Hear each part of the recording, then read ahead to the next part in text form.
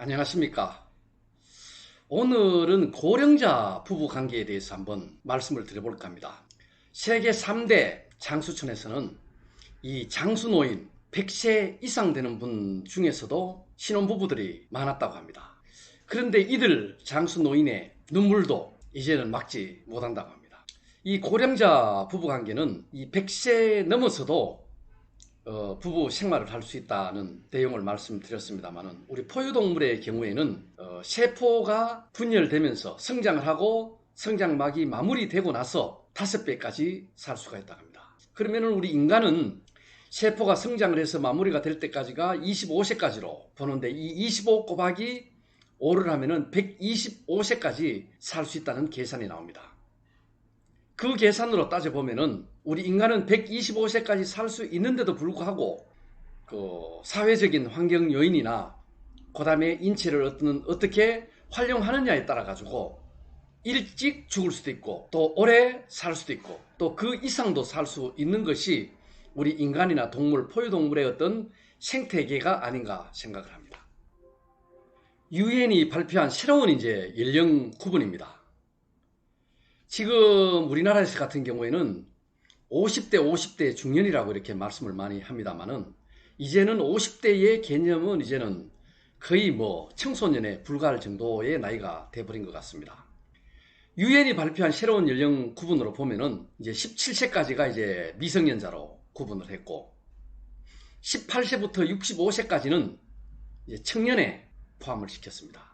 그러면 우리나라에서 50세 정도가 된다 그러면 이제는 청소년이죠. 66세부터 79세까지를 이제 중년에 포함을 시켰고, 80세부터 99세까지를 이제 노년으로 포함을 시켰습니다. 100세 이상을 장수노인으로 이제 이렇게 연령을 구분을 시켜놨습니다. 우리가 지금 코로나 사태로 인해서 상당히 혼란스러운 생활 속에 있어서 피부로 표현을 못하고 있어서 그렇지, 이제는 4차, 5차 산업 속에 성큼 들어와 있듯이 우리의 어떤 인생 행로 자체도 이제는 100세, 125세까지는 산다는 개념 하에서 어떤 인생이나 생활 설계를 이제는 꾸려나가야 되는 것이 맞다고 봅니다.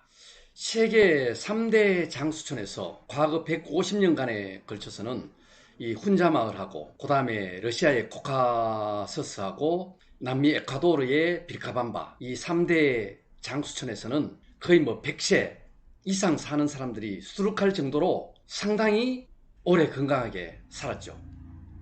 그런데 이제 여기서도 이제 보면은 이 당시에 나이가 들어도 또 부부관계를 유지할 수 있고, 또 부부관계는 또 100세 넘어서도 왕성하게 진행이 됐다. 그래서 이 장수촌에 고령자들의 나이가 평균이 90세였다.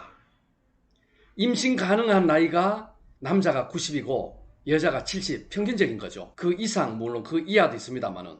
그래서 120세 난 노인이 7살 먹은 아들을 데리고 살 정도로 아주 건강하고 정열적인 삶이 이루어졌다는 거죠.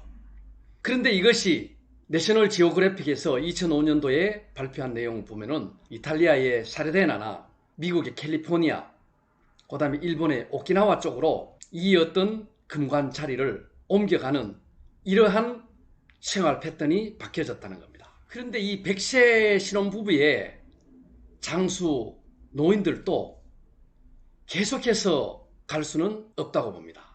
왜 그러냐면은 이게 세계 3대 장수촌 중에서도 특히 훈자마을 같은 경우는 이 현대 문명의 어떤 검은 그림자가 계속 이제 드리워지는 거죠. 이러다 보니까 이제 건강이 좀 악화가 되고 급속도로 이제 현대 문명이 들어버리다 보니까 그게 발맞춰가지고 변해져 버린 거죠. 처음에는 이 영양학자들이 왜 여기는 이렇게 100세 이상까지 장수 노인으로 질병 없이 건강할까? 이런 어떤 연구 목적으로 이제 학자들이 이제 들락날락 하면서 이제 외부 문물이 전달이 되는 거죠. 그 후에는 이제 무병장수 비결이 전 세계 남녀노소를 막론하고 관심사가 되어버린 거죠. 그러다 보니까 각종 관광객이 이제 물밀듯이 이제 이 장소에 밀어들게 됩니다. 그러다 보니까 이제 고속도로도 뚫리고 거기는 이제 휴게소도 설치하고 또 휴게소 같은 걸 설치하다 보니까 거기에 자판기까지 이제 설치하는 이런 이제 현대 문명이 이제 접근이 돼버린 거죠. 그러다 보니까 생전 먹어보지 못했던 인스턴트 식품 이런 것이 막 유행이 되고, 또 물은 그 좋은 어떤 미네랄 함유된 천연 안반수가 아닌 청량 음료로 이제 대체가 돼버린 거죠. 그래서 이제 자판기만 딱 누르면 청량 음료가 나오면서 또 뭐 사탕이라든가 햄버거라든가 남녀노소 이걸 굉장히 즐겨버리는 거죠.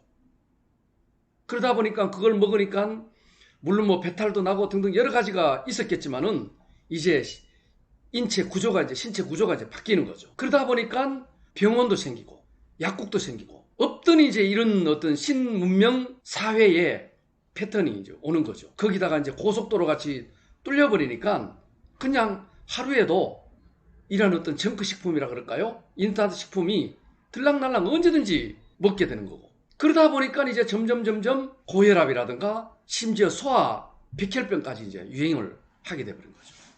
이러다 보니까 각종 이제 성인병이 이제 급증을 하게 되는 거고, 그러다 보니까 수명도 이제는 옛날같이 100세, 120세를 장담할 수가 없는 거죠. 수명이 이제 단축이 돼버린 거죠.